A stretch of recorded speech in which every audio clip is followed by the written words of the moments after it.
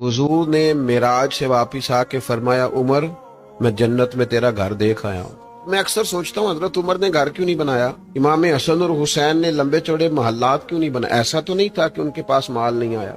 50-50 हजार दिनार बदरी से हाबा को मिलते थे, उन्हें भी मिलते थे, लेकिन वो मस्जिद से निकलते घर जाने से पहले पहले सारे बांट देते।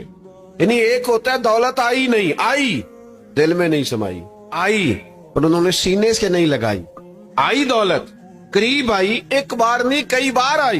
50-50 हजार दिनार आने बांट दिए सारे। क्यों नहीं बनाया घर?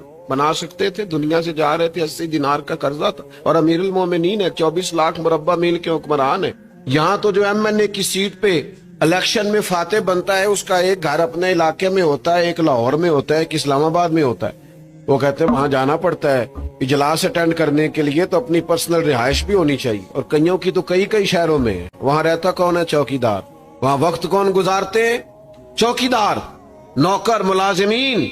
जनाबे फारूक आजम ने घर क्यों नहीं बनाया? 24 लाख मुरब्बा मील के हुक्मरान थे। उसकी वजह थी कि हुजूर ने मिराज से वापिस आके फरमाया, उमर मैं जन्नत में तेरा घर देख आया हूँ। हुजूर फरमाने लगे, दरवाजे पे हूर भी बैठी थी।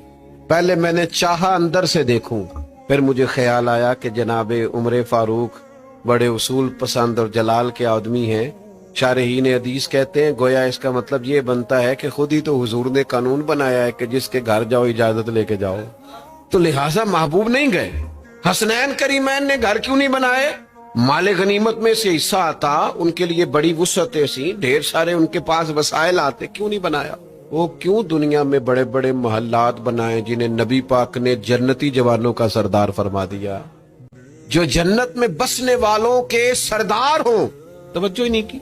हमारा ये मसला है कि 2-4 चीजों से बाहर ही नहीं आते। मैंने जिंदगी में ऐसे ऐसे नौजवान देखे जो बड़े ही बासलाहियत, बड़ा कुछ कर सकते हैं, लेकिन वो बेचारे इस चक्कर से बाहर ही नहीं आते कि मैंने पैसा कमाना है, मैंने किसी तरीके से माल जमा करना है। लेकिन यहाँ अजीब सतही सी सोच है। यानी आप अंदाजा करें कि एक शख्स की बात सुन के, उसका कलाम सुन के बंदा तड़प जाए, और इतना तड़पे कि उसकी आंसुओं से उसकी आंखों का वुजू हो जाए, और फिर वो सारा दिन उसका कलाम सुन के, उसकी नात सुन के, उसकी बात सुन के तड़पता रहे। ये तो खरबों अरबों का आदमी है, इसकी तो कीमत ही कोई नहीं। लेकिन वो जब कहता ना मैंने 50 हजार लेना है, तो ख्याल आता है कि यार तू देख तो सही, तू बात किसकी कर रहा है? तू अपना मनसब तो समझिए, तूने क्या किया है?